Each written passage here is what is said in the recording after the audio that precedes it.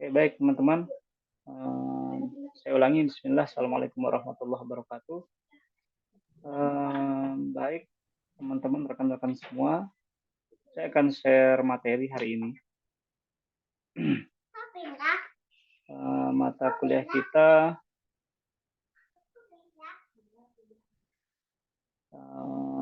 tafsir maqasidus suwar. Apa itu maqasidus suwar? Apa yang dimaksud dari suwar di sini? Teman-teman juga melihat maqasid itu apa, kemudian tafsir mungkin teman-teman sebagian besar sudah paham definisi dari tafsir itu sendiri. Karena ketika kita melihat kata-kata yang ada dalam mata kuliah kita, ada tafsir, ada maqasid, ada suwar, artinya yang perlu kita pahami adalah apa itu tafsir. Nah, tafsir itu kemudian apa itu maqasid. Nah, mungkin kita sering dengar maqasidus syariah. Nah, sekarang kita dipertemukan dengan mata kuliah maqasid, kemudian ada kata suwar. Suwar itu jamak dari kata surah, surah yang ada dalam Al-Quran. Nah, karena surah itu ada dalam Al-Quran, maka yang dilihat di sini adalah sebenarnya kita membahas tentang maqasid Al-Quran itu sendiri. Nah, maqasid Al-Quran itu sendiri. Jadi tafsir maqasid Al-Quran. Nah, surah yang ada dalam Al-Quran. Nah, oke, baik. Kita akan lihat pertama definisi dari maqasid itu sendiri. Nah, sebelum saya jelaskan maqasid, mungkin sekilas saja saya akan sampaikan definisi dari suwar itu, tafsir, mohon maaf. Nah, kalau misalkan dalam hadis, teman-teman tentu lebih familiar dengan hadis ya. Hadis bersumber dari baginda Nabi Shallallahu Alaihi Wasallam, informasi, khobar, apapun itu yang baik itu visual ataupun secara verbal yang disampaikan Nabi Shallallahu Alaihi Wasallam, kemudian dari perkataan beliau, kemudian dari perbuatan beliau, dari takrir, kemudian ada sifat fisik, kemudian sifat akhlak Nabi. Nah, ketika itu dijelaskan, tafsir itu memerlukan penjelasan. Ya, hadis itu memerlukan penjelasan. Maka hadis, penjelasan yang ada dalam hadis kita kenal dengan nama syarah atau syarhun atau asyarhu, penjelas, menjelaskan apa yang ada dalam hadis. Nah, sekarang tafsir. Tafsir tentu ini masuk dalam disiplin ilmu Al-Quran. Nah, disiplin ilmu Al-Quran yang ada, salah satunya adalah disiplin ilmu tafsir, yang mana ini merupakan penjelasan atau ilmu yang menjelaskan apa yang ada dalam Al-Quran, yang sifatnya umum. Tentu seperti yang pernah saya sampaikan minggu lalu kepada teman-teman bahwa Al-Quran itu memerlukan penjelasan. Tapi bukan berarti Al-Quran tidak sempurna. Nah, Al-Quran merupakan kitab suci yang sempurna, bukan berarti tidak memerlukan penjelasan yang lain. Bukan berarti ketika kita melihat Al-Quran itu memerlukan penjelasan dari yang lain, memerlukan tafsir, bukan berarti Al-Quran itu tidak lengkap. Nah, Al-Quran memerlukan hadis. Hadis menjelaskan apa yang ada dalam Al-Quran yang sifatnya global, yang sifatnya umum. Banyak hal-hal yang ada dalam Al-Quran yang perlu penjelasan dari hadis itu sendiri. Maka penjelasan itu dinamakan dengan tafsir. Nah, penjelasan al-bayan, al-bayan. Maka teman-teman di sini mata kuliahnya tafsir. Di awal ada kata-kata tafsirnya, penjelasan atau keterangan yang ada dalam Al-Quran. Karena tidak cukup Al-Quran itu dipahami dengan melihat kalimat-kalimat atau kata-kata yang ada dalam Al-Quran saja, atau hanya melihat atau fokus pada terjemahan Al-Quran saja, tidak cukup. Itu belum masuk kategori tafsir. Itu masih kategori artinya, alih bahasa. Tetapi tafsir itu penjelasan, maksud. Nah, baru di sini maksud atau keterangan apa yang disampaikan dalam ayat atau surah yang ada dalam Al-Quran itu sendiri. Nah, sekarang kita melihat ada tafsir, kemudian ada kata maqasid. Nah, apa itu maqasid? Maqasid itu dari kata qasada yaqsudu. Qaf, sod, dal. Kemudian yaqsudu, qasdan wa maqsadan, yang artinya adalah maksud atau tujuan. Jadi maqasid itu dari kata kata maqasid itu jamak ya, mufradnya maqsadan. Maqasid, maqsadan artinya maksud atau tujuan. Jadi secara bahasa atau secara etimologi kita melihat, oh berarti kalau misalkan kita melihat ada kata maqasid Al-Quran, berarti tafsir atau penjelasan tentang tujuan atau tentang maksud. Suar. Nah, suar itu kan surah yang ada dalam Al-Quran. Berarti mata kuliah kita ini adalah mata kuliah tentang tafsir atau keterangan maksud atau tujuan yang ada dalam surah di Al-Quran. Oke. Kira-kira sampai di sini teman-teman bisa paham? Nanti saya lanjutkan. Oke, baik. Nah, sekarang kita melihat ada kata makosid. Makosid ya.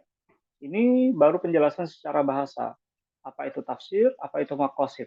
Nah, kalau misalkan kita melihat secara bahasa, makosid itu maksud itu adalah maksud atau tujuan, maka kita perlu melihat juga makosid itu ternyata tidak cukup dimaknai dengan kata tujuan atau titik pencapaian. Nah, tetapi di sini adalah melihat segala proses yang dilakukan untuk memperoleh tujuan tersebut.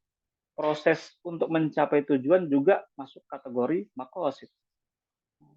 Tidak hanya fokus pada titik pencapaian, tetapi juga meliputi segala proses yang dilalui untuk mencapai tujuan tersebut, itu adalah maqasid. Jadi ketika teman-teman ingin pergi ke kampus, nah, tujuan dari rumah itu untuk kuliah. Tujuan teman-teman untuk kuliah. Nah, ketika teman-teman pergi kuliah, pergi dari rumah untuk pergi ke kampus, nah, makosid teman-teman ke kampus itu kuliah. Bukan hanya kalau misalkan makosid teman-teman ke kampus, status sebagai teman-teman sebagai mahasiswa, teman-teman tidak masuk kelas atau tidak mengikuti perkuliahan ke kampus, berarti makosid dari kuliah tersebut, belajar sebagai mahasiswa itu belum tercapai karena teman-teman bukan untuk kuliah, mungkin ada keperluan-keperluan yang lain.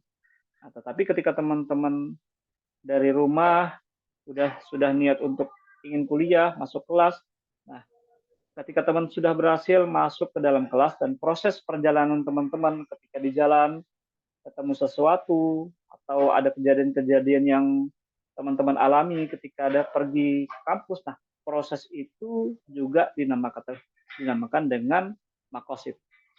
Nah, jadi prosesnya juga makosid, kemudian tujuan untuk sampai kepada titik pencapaian juga kategori makosid. Nah, kemudian ketika kita sudah melihat titik pencapaian, prosesnya itu juga kategori makosid, maka dengan dasar ini makosid Al-Quran atau tujuan dari Al-Quran itu diturunkan itu tidak hanya cukup pada satu tema pokok saja.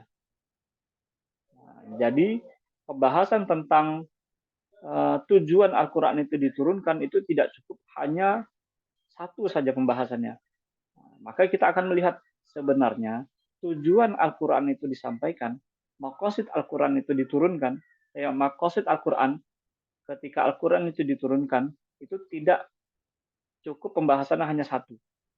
Atau kita melihat, Pak, Al-Quran itu tujuannya untuk memberikan keterangan atau memberikan keselamatan bagi umat manusia. Nah, ini tidak cukup. Tidak cukup ini. Tidak cukup Al-Quran itu sebagai penyelamat bagi manusia. Kalau misalkan hanya itu saja pembahasan tidak cukup. Tetapi justru Al-Quran pembahasannya yang saya sampaikan tadi sebagai penyelamat umat manusia atau sebagai mukjizat baginda Nabi Shallallahu Alaihi Wasallam, kemudian sebagai penyelamat atau memberikan keterangan-keterangan kehidupan di dunia, bahkan kehidupan di akhirat, dan tema-tema itu ketika kita banyak menemukan tema-tema yang ada dalam Al-Quran. Nah, dasar inilah yang kita sebut dengan maqasid Al-Quran, yang tidak hanya berhenti pada satu pembahasan saja, tetapi meliputi proses untuk mencapai dari tujuan itu sendiri. Oke, baik.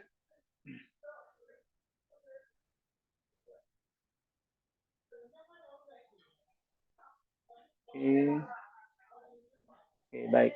Nah, ada penjelasan, ada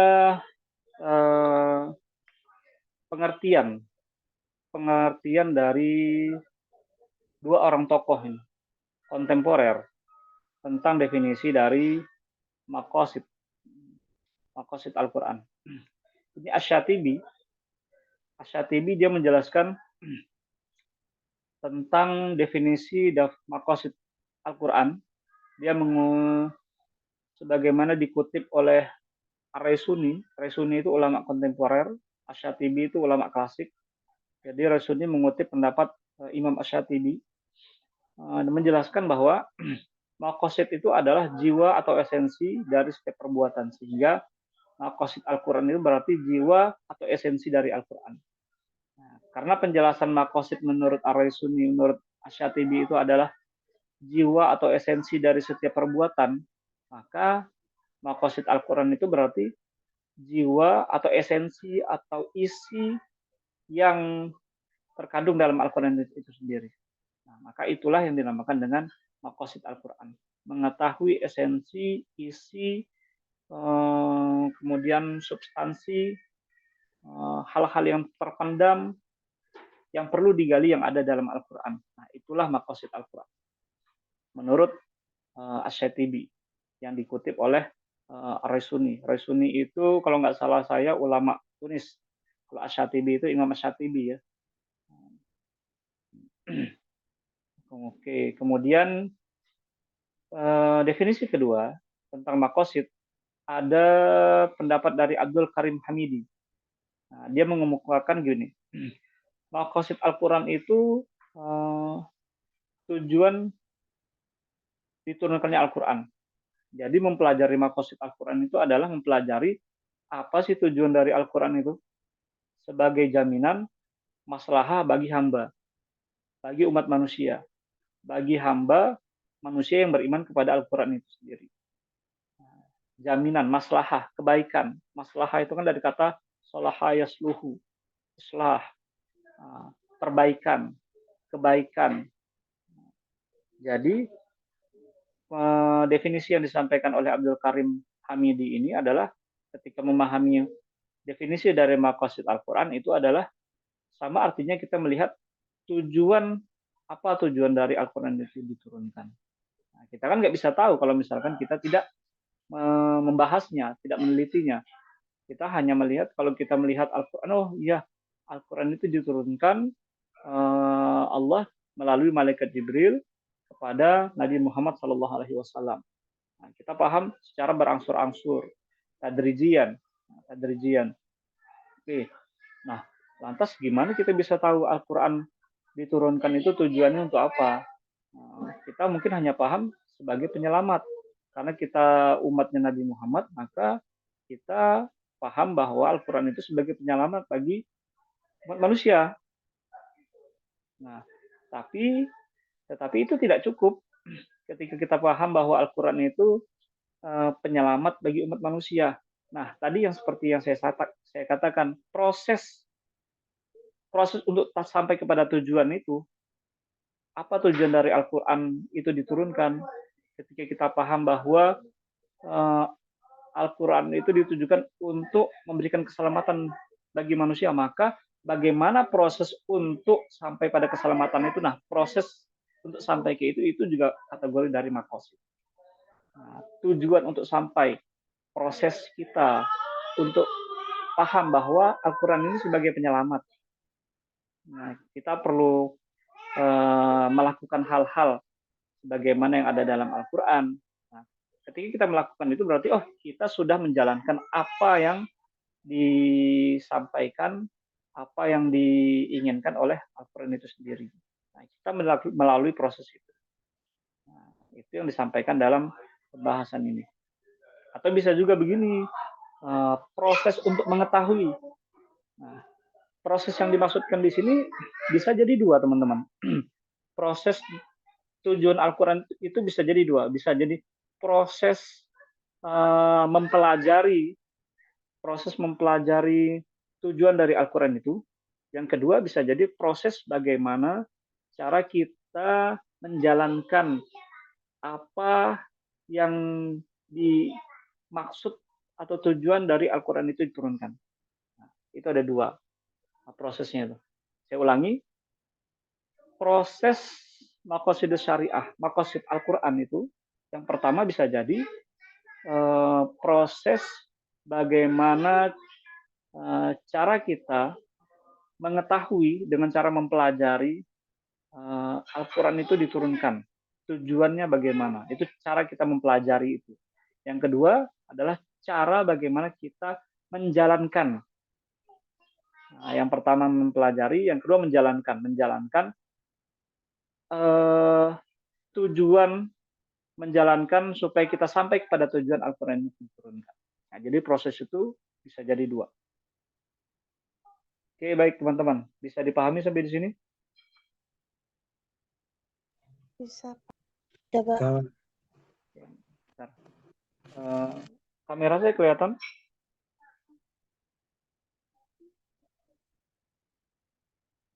Oke, baik. Di sini kita lanjut ya. Iya.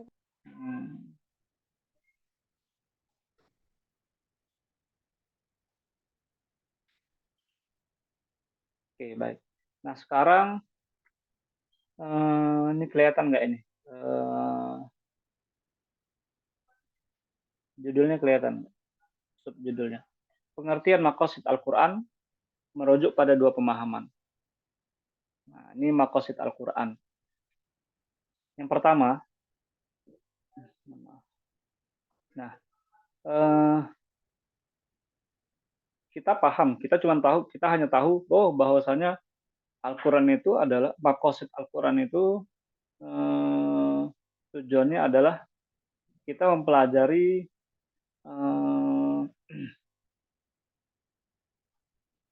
tadi yang saya katakan, mempelajari tentang tujuannya saja. Ternyata setelah dilihat definisi yang disampaikan oleh beberapa tokoh tadi, ada Ar-Raisuni dengan mengutip pendapatnya Imam Asy-Syatibi, kemudian Abdul Karim Hamidi, dia mengatakan bahwa maqasid Al-Quran itu tidak hanya fokus pada tujuan itu sendiri, tetapi juga proses bagaimana bisa sampai pada tujuan itu.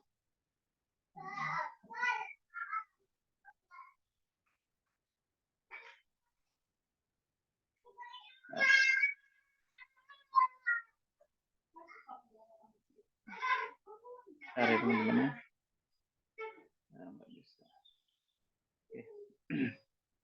Kameranya nggak nyala, nggak apa-apa ya. Ini ada ya sedikit error. Nah, suara saya jelas? Masih kedengaran? Jelas, Pak. Jelas, Pak. Oke. Yang berikutnya, pengertian maqasid Al-Quran yang merujuk pada dua pemahaman. Yang pertama begini.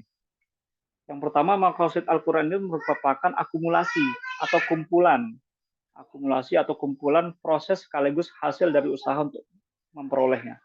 Nah, tadi sudah kita jelaskan, itu pengertian atau pemahaman yang pertama tentang makosid. Yang kedua, itu hanya merujuk pada hasil pencarian saja. Jadi ada dua pemahaman tentang makosid. Nah, ada dua. Ada yang memahami bahwa makosid Al-Quran itu adalah makosid yang merupakan kumpulan dari proses sekaligus hasil dari usaha untuk memperolehnya.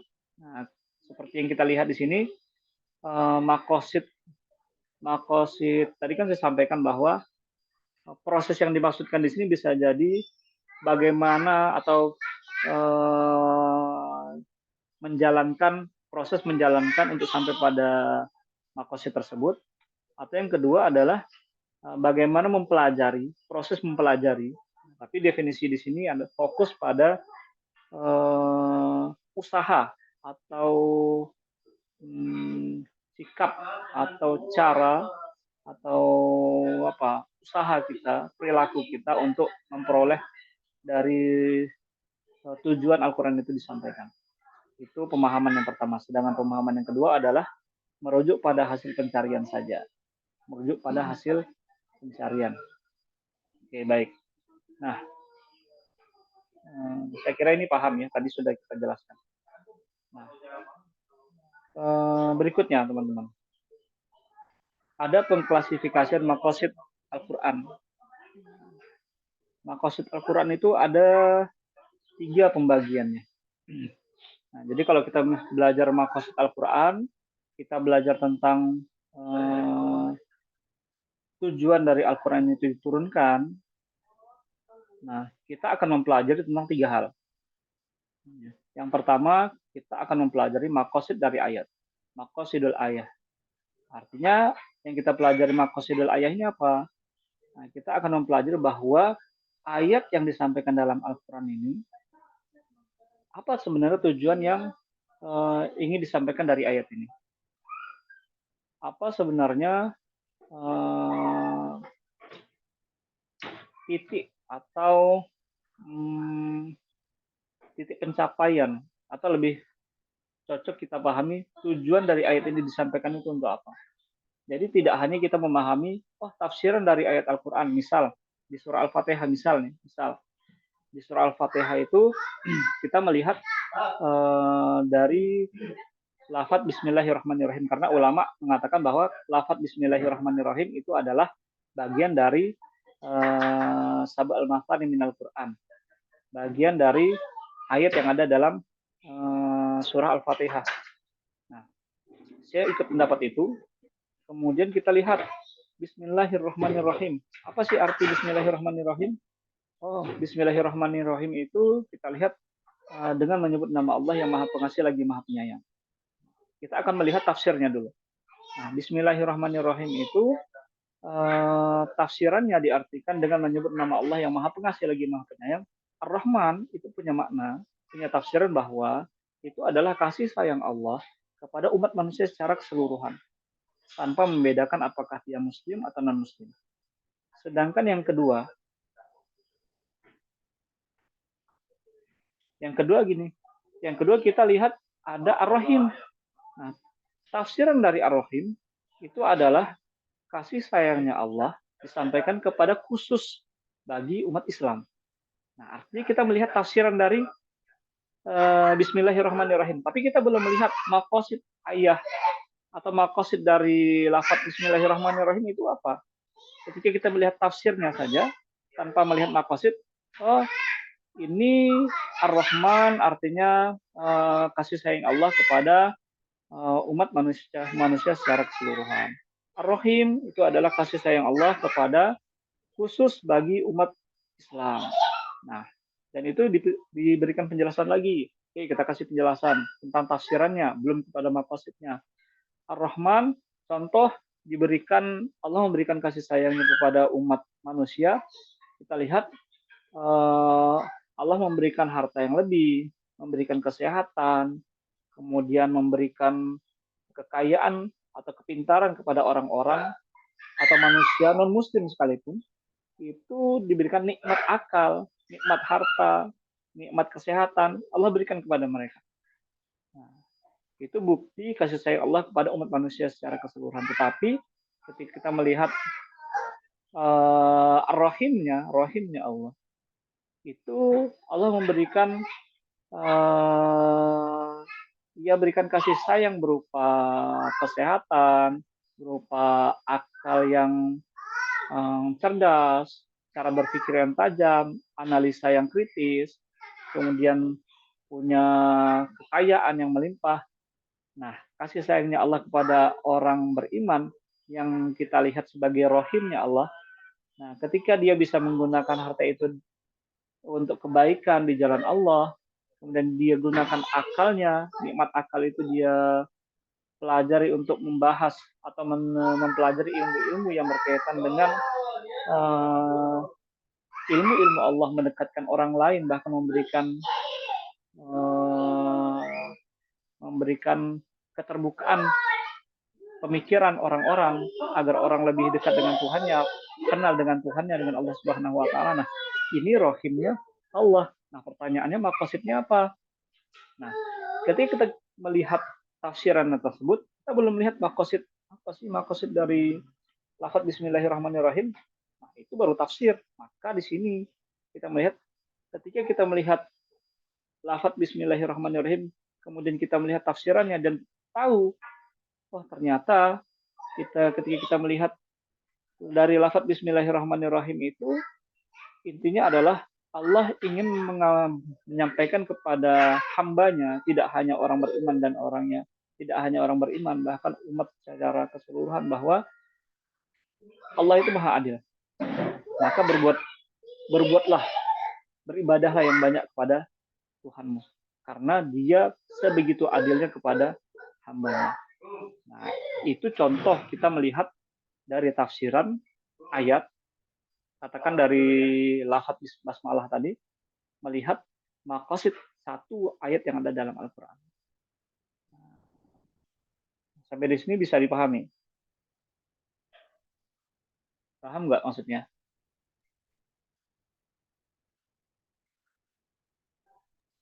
Iya, Pak. Paham. Paham, Pak. Insyaallah. Kalau begini,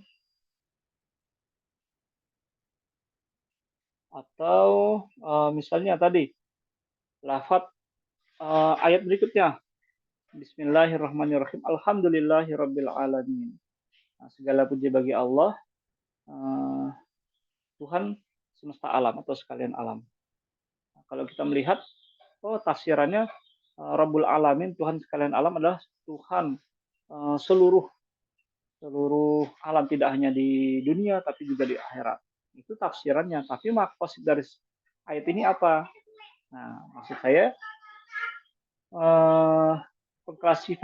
pengklasifikasian yang pertama tentang makosid ayat adalah kita melihat tujuan dari ayat itu diturunkan. Satu ayat saja. Nah, itu makosid ayat. Tapi yang kedua,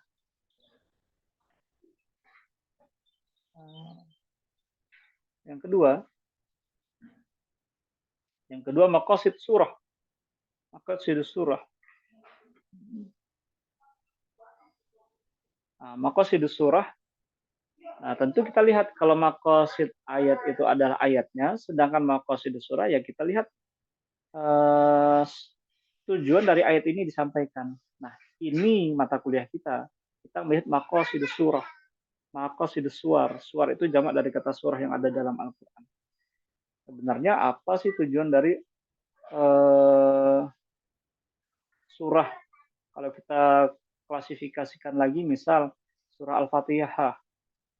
Makosid atau tujuan surah Al-Fatihah itu apa? Surah Al-Baqarah.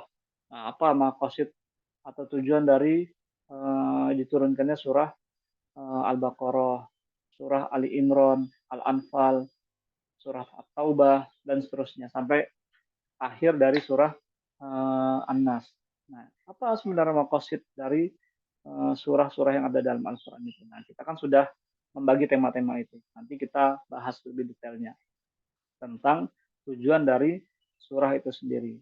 Nah, kalau misalkan ayat itu per ayat untuk memahami tujuan ia diturunkan, sedangkan surah kita melihat lebih kepada secara umum ayat itu, lebih umum dengan melihat tujuan surah itu disampaikan, diturunkan Allah, terutama tentunya untuk kita, sebagai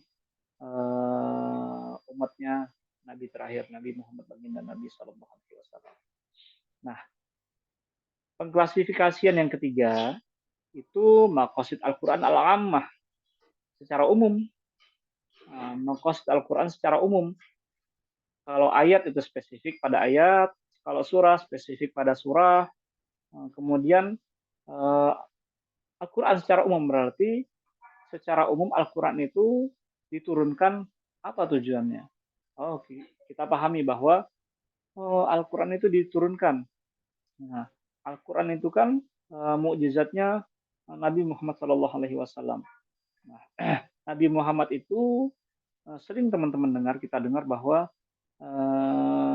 dia membawa keselamatan bagi umat manusia, membawa dari zaman kejahiliaan menuju ke zaman yang penuh dengan cahaya keimanan dan keislaman. Dari zaman kegelapan menuju kepada zaman yang terang benderang. Itu yang diajarkan, yang dilakukan oleh Nabi Muhammad, sehingga kita merasakan perkembangan, kemajuan keimanan, keilmuan, dan seterusnya. Nah, Al-Quran itu kan bahkan Nabi Muhammad dikatakan karena Muhammad karena Rasulullah Shallallahu Alaihi Wasallam khuluqul Quran. Nah, akhlak Nabi Muhammad itu adalah Al-Quran. Maka tidak salah ketika kita mengatakan bahwa Al-Quran diturunkan sebagai penyelamat umat manusia, membawa umat manusia dari yang tadinya jahil, gelap gulita itu maksudnya tidak paham, masa jahiliyah, tidak mengerti mana yang baik, mana yang buruk, tidak kenal Tuhan, dibawa kepada pengetahuan, keimanan, kemudian perilaku, akhlak, sehingga umat manusia bisa kenal siapa Tuhannya. Nah, disitulah ketika kita bisa melihat ya maqasid Al-Quran secara umum, salah satunya itu. Banyak lagi hal-hal, nanti ada tema-tema yang dirumuskan oleh beberapa tokoh ulama yang menyebutkan bahwa maqasid Al-Quran secara umum itu dibahas per tema-tema. Ada beberapa pendapat ulama klasik punya poin-poin sendiri, ulama kontemporer punya poin-poin sendiri. Nanti kita bahas lain. Oke, baik. Sampai di sini teman-teman bisa paham? Paham, Pak. Oke, kita lanjut ya. Oke. Nah, sekarang periodisasinya. Periodisasi. Nah, permasa. Nah, kita bahas pembahasan penulisan kitab Maqasidus Syariah.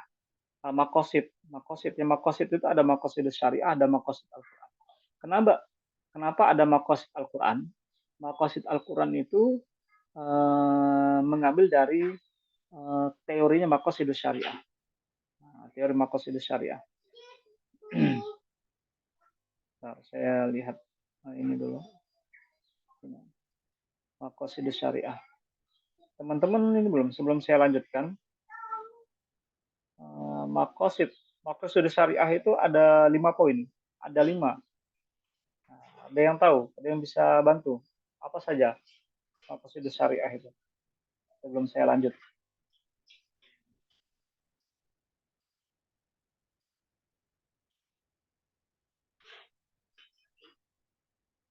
Ada yang tahu Maqasidus Syariah itu apa saja?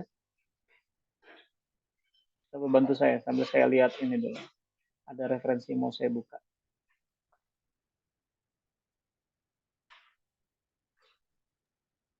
Tujuan-tujuan syariat apa, Pak? Apa? Ada 5.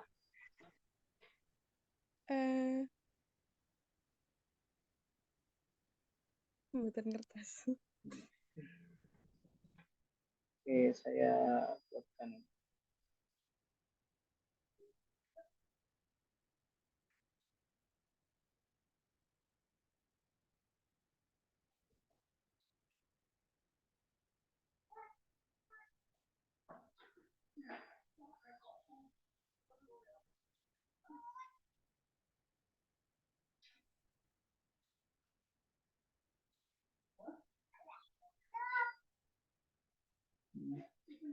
Apa pertama teman-teman? Hibdun nafas. Maqasid asyariah. Satu. Hibdun akal, Pak. Hifzul. Pertama apa? Hifzul akal. Hibdun nafas. Apa ini hifzul akal? Hibdut atin. Hifzul akal itu apa? Akal, Pak. Menjaga. Akal. Dua. Hibdun nafas. Hibduddin. Hifzuddin. Menjaga agama. Menjaga agama. Tiga. Jaga jiwa, Pak. Hibdul Nas. Hibdun nafas. Hifzul nafas. Menjaga apa ini hifzul nafas? jiwa, Pak. Menjaga jiwa. Empat. Hibdul amal, menjaga harta. Menjaga hifzul mal.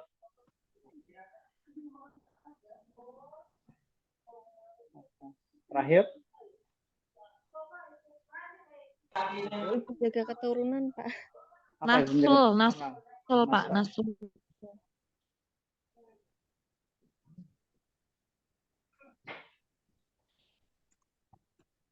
Nasl.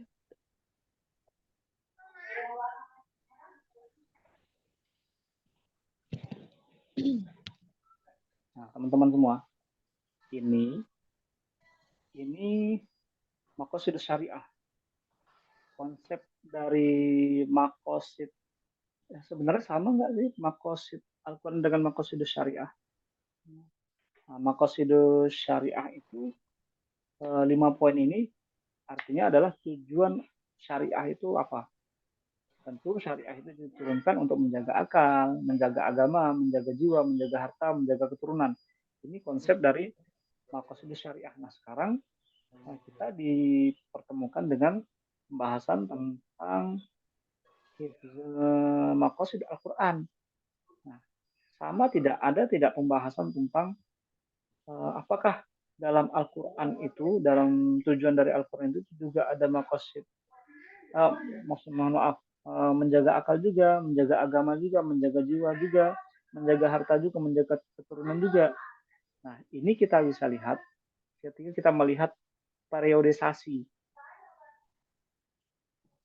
Ketika kita melihat periodisasi dari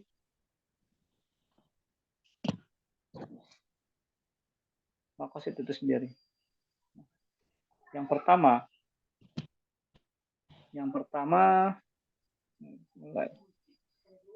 ada marhalah, ada mutamayyizih, ada mutamayyizahu an ghairihi.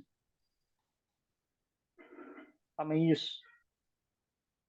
Marhalah, ada mutamayyizahu an ghairihi. Jadi periode tidak ada yang unggul dari yang lainnya. Jadi ini kan periodisasi penulisan atau perumusan maqasid ya, maqasid. Nah, periode pertama ini periode zaman sahabat. Zaman sahabat, kemudian yang hidup bersama Nabi Shallallahu Alaihi Wasallam. Mereka melihat Nabi Shallallahu Alaihi Wasallam. Kemudian diikuti juga generasi tabiin yang hidup pada masa atau yang melihat para sahabat, bertemu dengan sahabat tapi tidak bertemu dengan Nabi. Nah, periode ini mereka melihat bahwa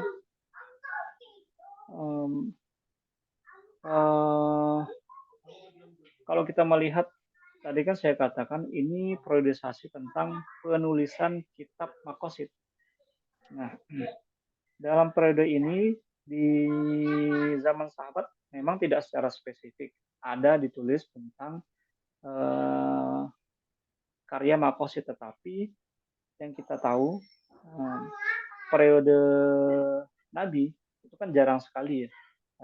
Tulis menulis itu jarang sekali kita lihat, kecuali itu penulisan Al-Quran.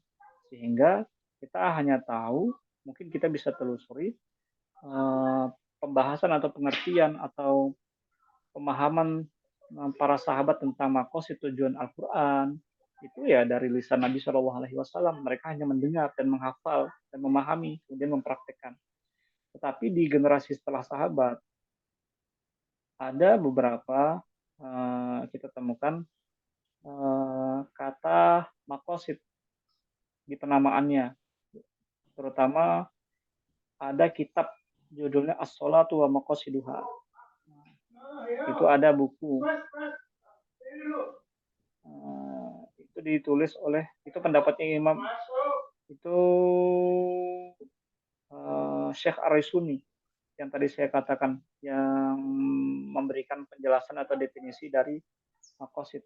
Dia menemukan bahwa ada kata-kata pada masa sahabat dan tabi'in itu ada kata-kata atau buku judulnya As-Sholatu wa Maqasiduha, sholat dan tujuannya. Artinya kita akan lihat, oh ternyata pada periode sahabat dan periode tabi'in sudah ada kata-kata maqasid. Artinya mereka sudah mengenal apa itu maqasid. Nah, maqasid sholat, maqasidus sholat, tujuan dari sholat itu sendiri, tujuan dari Al-Quran memang tidak dijelaskan secara spesifik, tetapi tema-tema tertentu yang ada dalam Al-Quran, ada dalam hadis itu sudah mereka munculkan dengan melihat atau mengutip kata-kata atau memunculkan kata-kata maqasid. As-sholatu wa maqasiduha. Nah, itu periode pada masa sahabat ya, pada masa sahabat.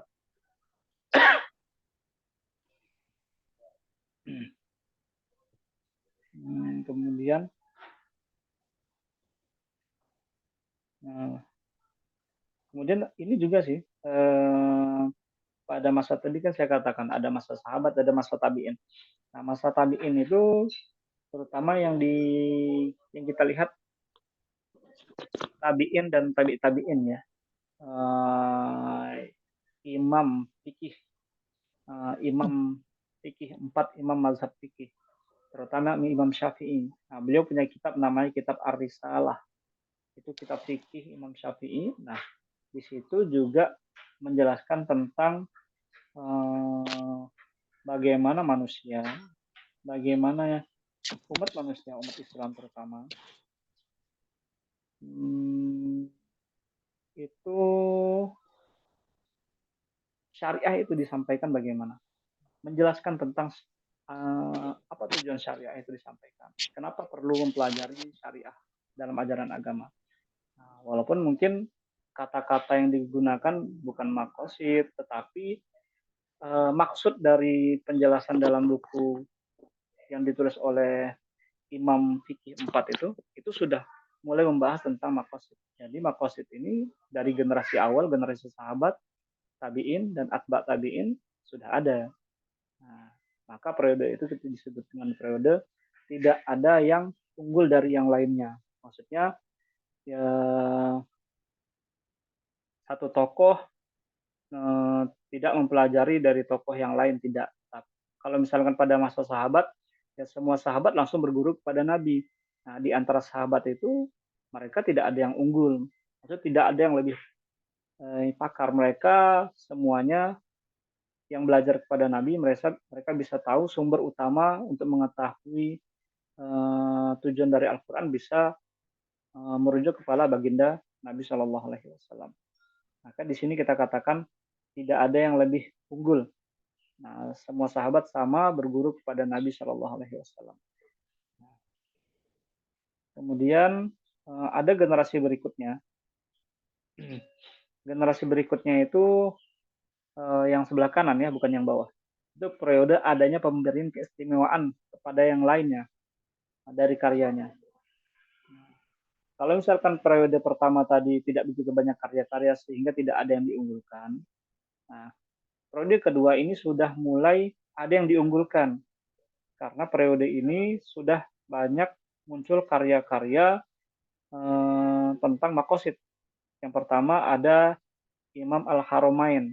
Nanti kalau teman-teman dengar ada Imam Al-Haramain, itu artinya itu adalah tokoh namanya Imam Al-Juwaini. Ini pendekar mazhab Syafi'i. Nah, beliau juga ini ya banyak menjelaskan membahas tentang makosid, al-maksud atau al-qasdu dalam beberapa kitab-kitabnya, dalam beberapa buku-bukunya. Nah, periode ini Imam Haramain. Nanti teman-teman bisa lihat Imam Haramain itu kalau nggak salah saya generasi abad ketiga atau keempat, saya lupa juga. Imam Haramain, Imam Al-Juwaini. Nah, periode ini sudah mulai ada karya-karya yang ditulis. Kalau pada masa sahabat tadi tidak banyak yang ditulis, tapi istilah-istilah itu muncul dengan melalui lisan. Nah, tetapi periode berikutnya sudah ada tulisan-tulisannya. Nah, kemudian yang kedua, di periode yang kedua masih yang periode tentang keistimewaan pada yang lainnya, pemberian keistimewaan kepada yang lain dari karyanya. Yang pertama Imam Haramain atau Imam Al-Juwaini, yang kedua Imam Al-Ghazali. Imam Ghazali ini juga ada membahas tentang makosid. Makosid itu di kitab beliau Ihya Ulumuddin, itu teman-teman familiar. Ada kitab beliau Al-Mustasfa, ada Syifaul Ghalil. Itu buku-buku mungkin kita belum belum populer, tapi Ihya Ulumuddin itu mungkin teman-teman populer. Di kitab Ihya itu sudah membahas tentang makosid. Artinya Imam Ghazali juga membahas tentang itu. Beliau punya karya tentang makosid syafi'ah. Kemudian ada juga tokoh berikutnya. Ada usaha-usaha yang dilakukan oleh para ulama itu dalam merumuskan atau menulis buku tentang makosid. Ada Fakhruddin Ar-Razi. Teman-teman kalau tahu Fakhruddin Ar-Razi, Syekh Fakhruddin Ar-Razi, bukan ini ya, bukan Ar-Razi itu ada mufassir, ada muhaddits. Kalau Ar-Razi mufassir itu Fakhruddin Ar-Razi. Kalau Ar-Razi yang hadis Abu Hatim Ar-Razi. Nah, itu beda kan teman-teman. Abu Hatim Ar-Razi itu muhaddis, ahli hadis. Kalau Fakhruddin Ar-Razi itu mufassir, ahli tafsir. Nah, Fakhruddin Ar-Razi beliau filosof juga. Beliau juga membahas tentang makosid. Beliau juga ada. Jadi periode yang kedua ini sudah mulai banyak karya-karya tentang makosid ditulis oleh para ulama, sehingga ini mereka punya keistimewaan tertentu karena pun sudah punya karya. Nah, yang ketiga teman-teman, ini kalau periode yang kedua tadi sudah ada karya-karya walaupun tidak spesifik khusus membahas tentang makosid, tapi di dalam bukunya, misalnya buku Ihya Ulumuddin, tapi di dalam kitab Ihya Ulumuddin di dalamnya ada pembahasan tentang makosid. Nah, itu periode yang kedua. Sedangkan periode yang ketiga, nah ini periode dengan memiliki karya sendiri di bidang makosid. Nah, contoh ini ada ulama Imam Syafi'i lagi nih. Namanya Imam Al-Aiz Abdussalam. Nah, beliau punya kitab itu. Punya kitab apa nama kitabnya lepas ya. Tapi yang populer itu Qawaidul Ahkam wa Masalihul Anam. Ada Masalihul A'mal, ada Maqasid Al-Mukhalafat. Maqasid Al-Mukhalafat.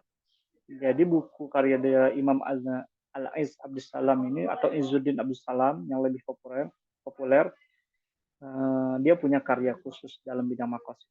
Maka periode yang ketiga disebut dengan periode tokoh atau ulama punya karya tentang maqasid. Kemudian ada Abu Ishaq Asy-Syatibi.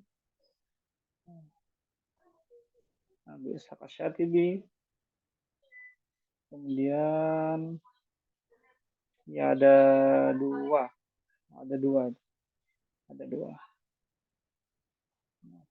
Saya ulangi ya teman-teman ya. Kalau misalkan kita melihat periodisasi penulisan kitab maqasid, itu yang pertama di generasi sahabat, generasi tabi'in, generasi atba'ut tabi'in, ini masuk generasi yang pertama. Penulisan karya atau kitab maqasid. Zaman sahabat. Kemudian zaman berikutnya atau periode berikutnya adalah periode ulama-ulama yang sudah menulis kitab tertentu, tapi pembahasan maqasid hanya dimasukkan di pembahasan tertentu dalam kitab tersebut. Nah, seperti tadi Imam Al-Haramain, Imam Al-Juwaini, kemudian Imam Al-Ghazali dengan kitab Ihya Ulumuddinnya, itu masuk periode yang kedua. Nah, mereka sudah punya keistimewaan, punya pembahasan khusus dalam kitabnya tentang maqasid. Kemudian periode ketiga itu periode ulama yang sudah memiliki kitab atau karya dalam bidang maqasid, seperti tadi Imam Izzuddin Abdussalam atau Imam Al-Izz Abdussalam. Beliau punya karya kitab Maqasid Al-Mukhalafat. Kemudian ada Imam Syatibi. Nah, Imam Syatibi itu bukan ulama klasik, kalau nggak salah kontemporer. Mohon maaf tadi saya bilang klasik. Nah, beliau juga punya karya tentang maqasid. Maka ini adalah periodisasi tentang penulisan kitab maqasid. Oke, cepat. Nah, ini teman-teman bisa lihat. Ini rumusan maqasid yang dibuat oleh beberapa tokoh. Nah, teman-teman bisa lihat. Pak, sebenarnya maqasid itu apa sih, Pak? Poin-poinnya apa sih, Pak? Kita lihat yang ini dulu. Kita lihat yang ulama klasik dulu. Teman-teman masih kelihatan ini layar screen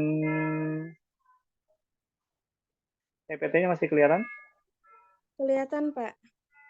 Kelihatan ya. Nah, poin-poin maqasidul Al-Quran yang dirumuskan ulama klasik pertama ada Imam Ghazali. Tadi saya katakan Imam Ghazali masuk kategori zaman keberapa? Pertama, kedua, atau ketiga? Kedua, Pak. Nah, kedua ya. Nah, Imam Ghazali itu punya 2 poin tentang maqasid Al-Quran. Yang pertama disebutkan pada 3 tema. Pertama, mengenal Allah, kemudian mengenal jalan yang lurus, kemudian mengenal hari akhir. Itu yang disebutkan oleh Imam Ghazali. Yang kedua, ada tema pelengkap. Apa tema pelengkap? Pembagiannya juga ada 3. Pertama, gambaran tentang orang beriman. Yang kedua, gambaran orang membangkang dan jalan menuju Allah. Nah, Imam Ghazali membagi maqasid Al-Quran itu ada 2. Tujuan dari Al-Quran itu ada 2. Pertama, ada tema utama. Yang kedua, ada tema pelengkap. Nah, tema utama tadi 3. Ya, teman-teman bisa lihat. Mengenal Allah, mengenal jalan yang lurus, dan mengenal hari akhir. Kemudian tema pelengkapnya adalah gambaran tentang orang beriman, gambaran orang membangkang, dan jalan menuju Allah. Itu poin yang dirumuskan oleh Imam Al-Ghazali tentang maqasidul Al-Quran. Yang kedua, masih ulama klasik, Imam Tabari. Imam At-Tabari. Maqasid Al-Quran yang dirumuskan oleh Imam At-Tabari, Imam Tabari. Ini kitab tafsir, penulis kitab tafsir Tabari. Beliau merumuskan ada 3. Pertama, ajaran tauhid. Yang kedua, informasi-informasi. Maksudnya kisah-kisah umat-umat terdahulu. Mungkin informasi ini juga informasi tentang umat-umat atau masa yang akan datang. Maksud dari informasi ini, khobar ya. Yang ketiga, tentang agama-agama. Nah, Imam Tabari merumuskan 3 poin maqasid Al-Quran. Nah, sekarang kita ke ulama kontemporer. Ada Muhammad Rashid Ridho. Muhammad Rashid Ridho ini juga, ini yang kita tampilkan tokoh-tokoh yang punya karya tafsir ya. Nah, Rashid Ridho ini ulama kontemporer, muridnya Syekh Muhammad Abduh. Ini tokoh progresif, tokoh pembaharu. Nah, Muhammad Rashid Ridho merumuskan ada 10 poin maqasid Al-Quran. Yang pertama adalah Al-Quran itu diturunkan tujuannya untuk perbaikan agama. Yang kedua, untuk masalah kenabi dan kerasulan, mengetahui masalah kenabi dan kerasulan, informasi tentang masalah kenabi dan kerasulan. Yang ketiga, yaitu Islam sebagai arah agama fitrah. Nah, itu tujuannya adalah menginformasikan kepada umat manusia bahwa Islam itu agama yang fitrah. Yang keempat, mengajarkan atau menginformasikan tentang bagaimana kehidupan bermasyarakat, baik kepada muslim ataupun non-muslim, kepada bermasyarakat kepada seluruh manusia. Yang kelima, keutamaan ibadah. Nah, tujuan dari Al-Quran juga menyebutkan tentang bagaimana ibadah itu utama. Kan dalam Al-Quran disebutkan itu, wa ma khalaqtul jinna wal insa illa liya'budun. Ada kata-kata liya'budun. Allah ciptakan manusia dan jin untuk menyembahnya. Jadi keutamaan ibadah. Yang keenam, ada aturan politik Islam. Kemudian 7, petunjuk pengelolaan harta. Kedelapan, ada perbaikan aturan peperangan. 9, pemberian hak-hak perempuan. Jadi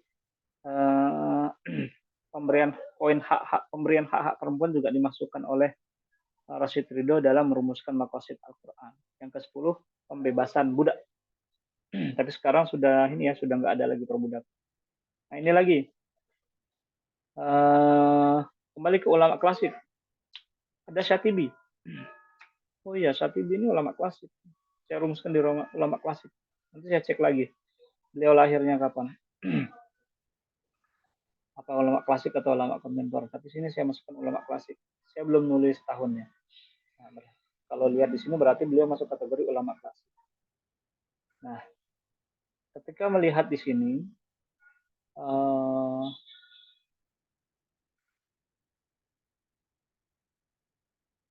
Imam Syatibi merumuskan 3 maqasid Al-Quran. Yang pertama, menetapkan keesaan Allah. Yang kedua mengukuhkan kenabian Nabi Muhammad SAW. Ketiga, menjelaskan hal-hal yang berkaitan dengan hari kebangkitan dan akhir. 3 poin. Yang keempat, masih ulama klasik, Imam Al-Biqai. Maqasid Al-Qurannya inti akidah atau tauhid. Yang kedua, hukum-hukum. Yang ketiga, kisah-kisah tadi, kisah-kisah umat-umat terdahulu. Yang keempat, agama-agama yang ada di dunia. Kemudian yang ke maqasid Al-Quran dari ulama kontemporer, ada Tahir Ibnu Asyur. Ini juga punya kitab tafsir. Ini ada 8, teman-teman. Yang pertama, memperbaiki akidah dan mengajarkan akidah yang benar. Yang kedua, pembentukan akhlak. Ketiga, pemberlakuan hukum. Hukum itu dijalankan. Ada hukum, kemudian bagaimana hukum itu diterapkan. Tentunya ya, hukum orang yang melanggar. Hukum itu dalam bahasa agama hudud. Yang keempat, politik umat. Kelima, kisah-kisah umat-umat terdahulu. Yang keenam, pengajaran yang sesuai dengan keadaan umat. Nasihat, peringatan, dan kabar gembira. Kemudian ada nasihat, peringatan, ancaman, dan kabar gembira. Kedelapan, mukjizat Al-Quran. Ini teman-teman mungkin bisa baca. Yang terakhir ada tokoh Toha Jabir Alwani. Ada Ahmad Arisuni tadi yang saya kutip dari awal, sering saya kutip pendapatnya. Toha Jabir Alwani, maqasid Al-Quran yang beliau rumuskan ada 3, tauhid, tazkiyah, dan umron. Tazkiyah itu pensucian diri ya. Pensucian. Umron itu membangun jiwa atau membangun peradaban. Umron. Membangun peradaban kalau nggak salah. Membangun itu tidak tertinggal. Yang keempat, dari ulama kontemporer ada 4 juga rumusannya. Yang pertama, petunjuk dunia dan akhirat. Yang kedua, pensucian dan pengajaran hikmah. Yang ketiga, penegakan kebenaran dan keadilan. Yang keempat, penjagaan pikiran dan pandangan yang lurus. Nah, itu beberapa poin yang bisa kita jelaskan tentang maqasid Al-Quran. Nah, kira-kira bisa dipahami atau tidak tentang maqasid Al-Quran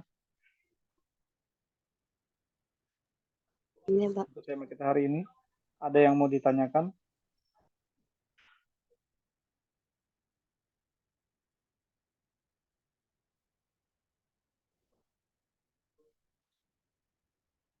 Gimana?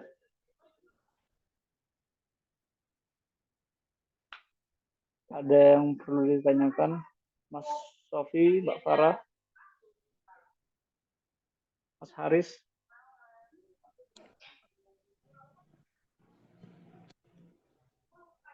Mbak Yamna? Jadi tujuan Al-Quran itu apa kira-kira?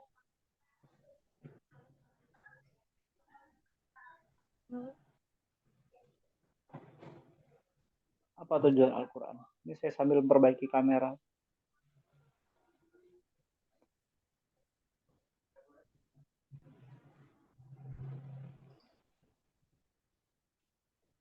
Kenapa Al-Quran itu diturunkan? Apa Mbak Yamna? Mbak Yamna biasanya tahu ini. Nah, kalau ditanya bisa jawab, selalu bisa jawab. Baru bisa kameranya. Ya, Pak. Apa maqasid Al-Quran kalau gitu?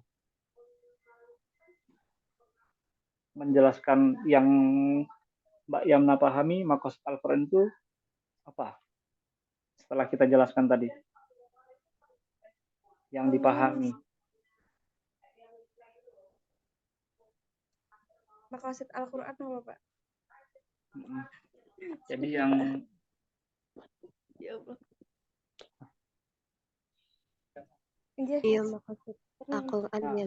Farah, coba Mbak Farah. Coba yang Mbak Farah pahami maqasid Al-Quran itu apa jadinya? Intinya atau kesimpulannya? Maqasid Al-Quran itu maksud atau tujuan dari Al-Quran. Tetapi tidak hanya bermakna tujuan saja atau titik pencapaian saja, tetapi maknanya itu meliputi segala proses yang dilakukan untuk memperoleh tujuan tersebut. Itu, Pak. Oke, baik. Bagus, Mbak Farah. Makasih. Mas Sofi bisa. Apa ini maksudnya yang kalian pahami dari apa yang saya jelaskan tadi gimana? Coba disimpulkan. Jadi maqasid Al-Quran itu apa? Mas Sofi, coba. Bisa, Mas Sofi? Boleh, coba.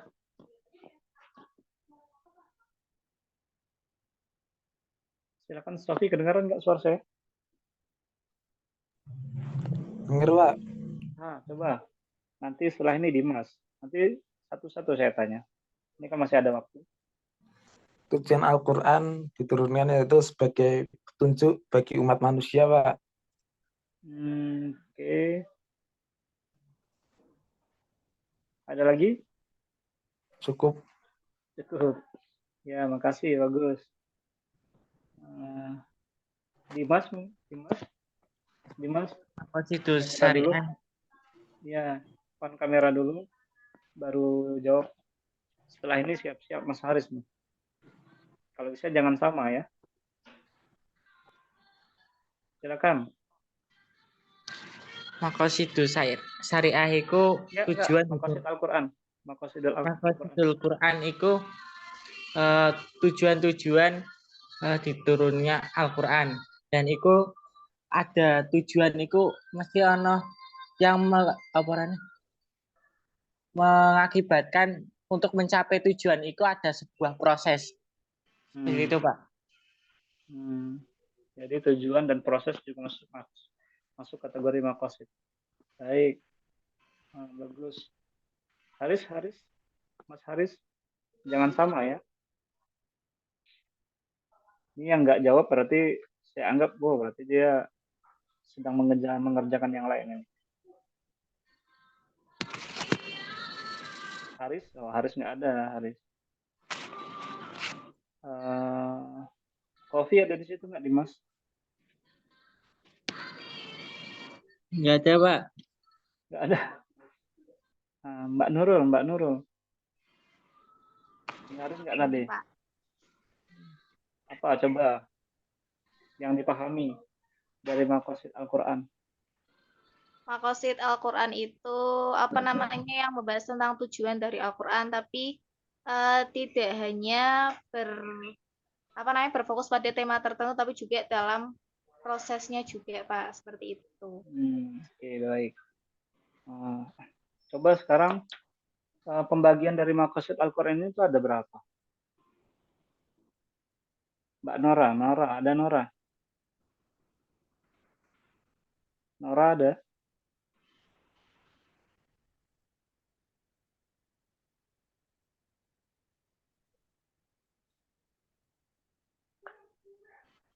Mbak Farah coba. Pembagian dari maqasid Al-Quran ada berapa? Ada 3, Pak. Apa saja? Maqasid ayat, maqasid surah, sama maqasid Al-Quran Al-Ammah. Ya, Al-Ammah itu umum ya, secara umum. Coba siapa yang bisa jelaskan maqasid ayah apa? Maqasidul ayah? Yamna boleh Pak Ya, boleh. menjelaskan tentang satu ayat Al-Quran Pak. Kalau menjelaskan satu ayat Al-Quran itu masih definisi tafsir. Iya, tapi lebih ke seperti tadi yang dicontohkan kayak Allah maha pengasih lagi maha penyayang, itu kan tafsirnya lah, maksudnya beda gitu Pak. Jadi tujuan untuk mengetahui. Ya, tujuan untuk mengetahui ayat tersebut diturunkan. Tujuannya. Oke, nah maka ketika teman-teman melihat tujuan ayat itu diturunkan, teman-teman lihat poin-poin yang dirumuskan oleh para ulama tadi. Apa tujuannya? Untuk apa tadi contohnya? Ada untuk mengetahui informasi, kemudian untuk memberikan penguatan akidah, kemudian untuk mengetahui atau mempelajari bagaimana akhlak manusia. Nah, poin-poin itu yang perlu teman-teman lihat sehingga nanti bisa menjelaskan secara detail maqasid ayah yang ada dalam Al-Quran. Yang kedua ada maqasid surah, kemudian ada maqasid Al-Quran. Nah, nanti kita lihat itu lebih ke di mata kuliah kita lebih kepada poin yang kedua, yaitu maqasid dari Al-Quran itu sendiri. Oke ya teman-teman, minggu depan siap presentasi.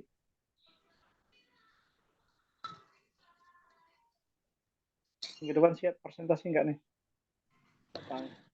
Ya Pak.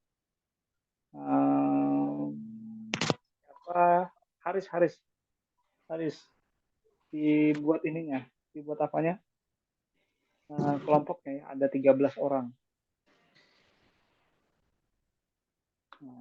Siapa yang mau presentasi duluan minggu depan? Komtingnya dulu. Komtingnya dulu ya. Oh iya. Setuju ya? Komtingnya dulu ya. Nanti saya share tema-temanya setelah mata kuliah ini. Mungkin sore atau malam saya share nanti. Jadi ada lagi ya yang mau ditanyakan? Kira-kira paham nggak tentang mata kuliah kita? Nanti apa yang mau dibahas?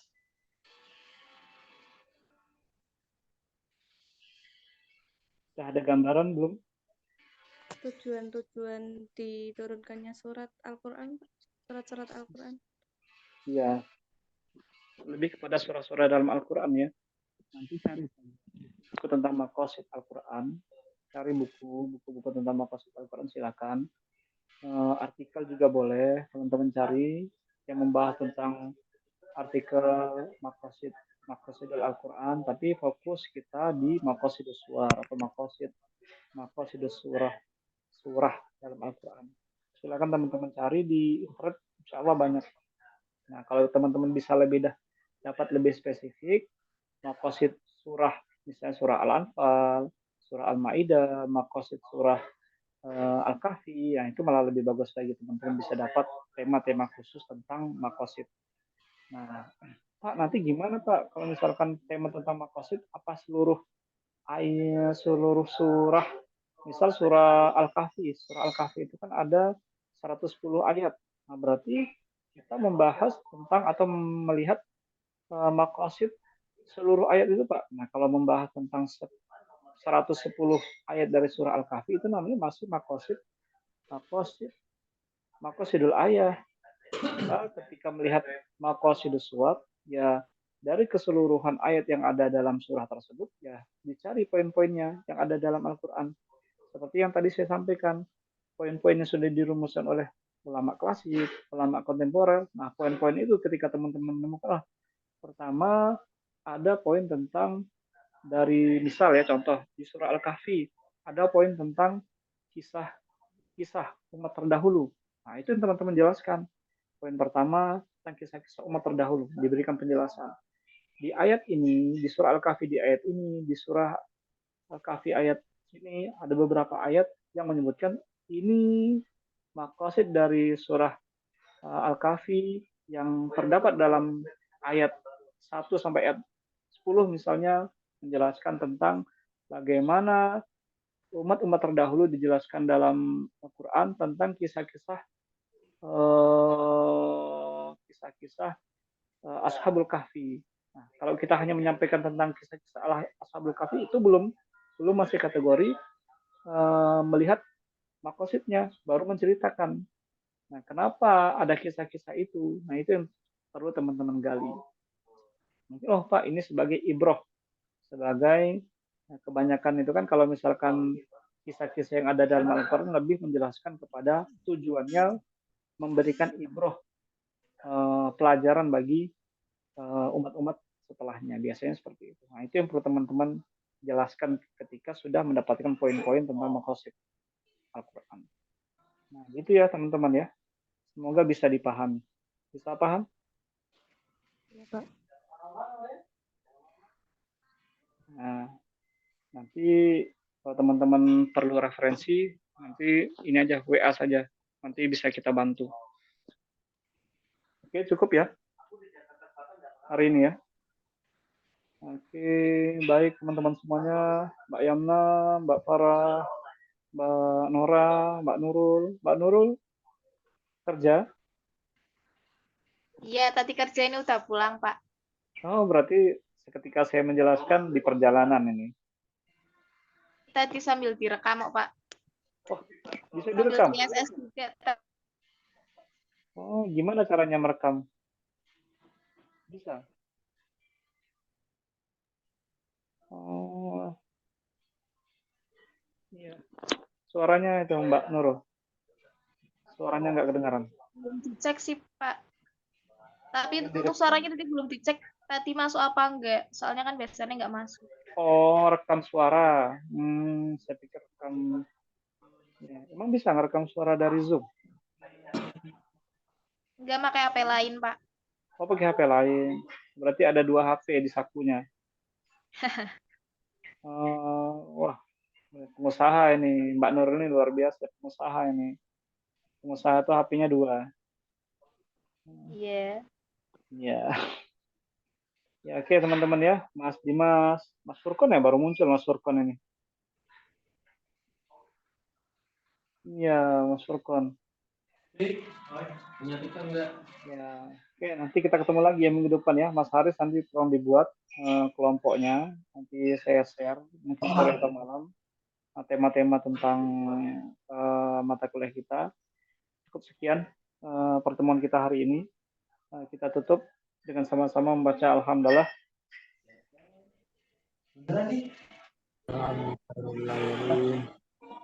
Ini Mas Kofi, Mas Jihad, Mas Haris, sama Mas Zaid ini nggak ada suaranya nih, nggak kedengaran, nggak tahu. Nanti salam aja buat semuanya.